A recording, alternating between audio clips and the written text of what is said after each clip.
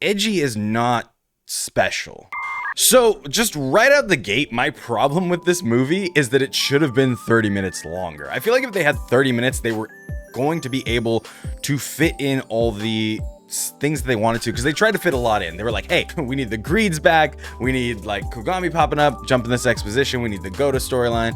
I think if they had 30 extra minutes and maybe just showed the Greeds coming back and then King O's defeating them right off the bat, like, hey, he used them and then took it a step farther and just absolutely killed them, because we can deal with the Greeds. We've dealt with the Greeds before.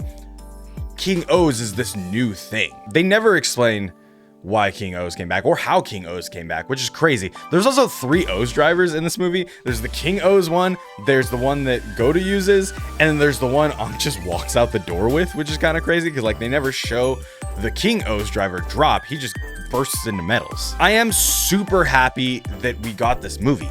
I think it wraps up the last 11 years of story, because if any Kamen Rider needed a 10 years later movie, it was O's. O's promised us at the end that Eiji and Ankh would see each other again, and they do end up seeing each other again for one last time. Megamax notwithstanding, because this does add to Megamax as well. I think I love that Eiji dies. This is something that got spoiled for me before the movie even was subbed. So I knew going in that Eiji dies. I thought it was going to be a very end type of thing.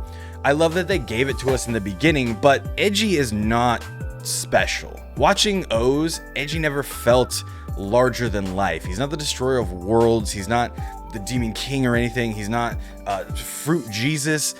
He was just a dude. In fact, he was the pretender to the throne. He was just a dude pretending to be King O's in the grand scheme of things. Like, he's not a chosen one. He's nothing. He's just Eiji. So every time Eiji becomes O's again, it's not because he wants to. It's not because he's like, I'm gonna be O's because I am O's. I don't even think Eiji thinks he's Kamen Rider O's.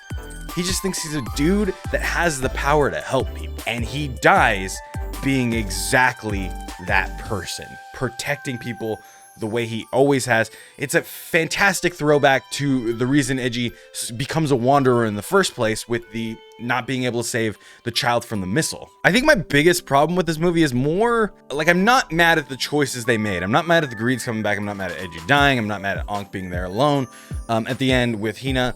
I'm mad at the like little continuity things, or the little like, hey, why is this here? You didn't need this. Like the child showing up at the end. They should have not had Goda said that she died, because that felt weird. Satonaka knows she's not dead, and everyone else knows she's not dead.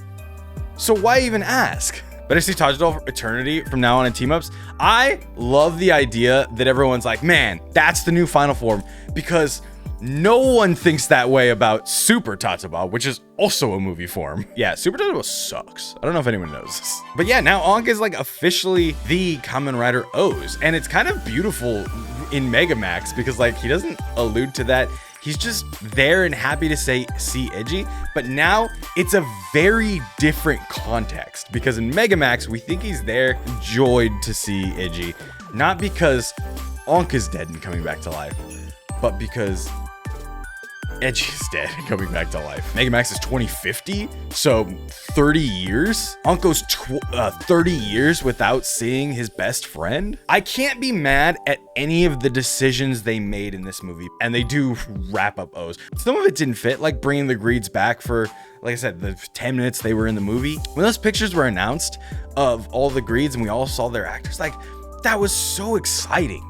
And everyone was happy. There was not one announcement about this movie that I saw anyone just take a dump on Twitter or on social media. And that's cool. We were all super hyped about it. The Toku Awards most hyped or most anticipated award went to this movie. Y'all voted for it. And a lot of people do not like this movie right now. I've seen so many people like, this movie is terrible. And I think we just need to sit with it for a little bit. Like I said, this is my second time seeing it, and even the first time I didn't hate it. Once we all just sit with it for a little bit and enjoy the movie for what it is, appreciate what it does, and understand that these are the story choices that they made, because I think a lot of time in fiction, we as fans get this protectiveness around properties we like, around stories that we like, and we feel like these are our characters, and every decision that is made with these characters need to be ran through us first, and we need to sign off on it. And I kind of like when writers just do what they want and subvert expectations. I don't know if everyone expected this super happy ending for Ankh and Eiji. This treats the characters so much better than having them ride off into the sunset. Makes you appreciate the time they do have together. These people go on with their lives just like we do, and that's one of the specialist things about Toku, is like there is legacy to all of this. And now Ankh is Kamen Rider OOO's, Eiji is dead, and Hina's brother is just gone for the rest of her life. That's what this movie told me. Possessed for the rest of her life, and she's just cool with it. But OOO's is like firmly number 3 for me. And before this movie was announced, I felt that OOO's was not getting enough love. Before the 10-year anniversary celebrations got announced, I was like, hey, no one talks about OOO's. And I think it's because people like Double so much and people like Forze so much, and OOO's is right in the middle of that, and people are like, oh yeah, OOO's too. Push and everything is so good. Like when Ankh turns around to talk back to Eiji, and Eiji pushes him presumably back into Hina's brother's body. That moment is just so wonderfully shot and played off by the actors. I loved it. I genuinely loved it.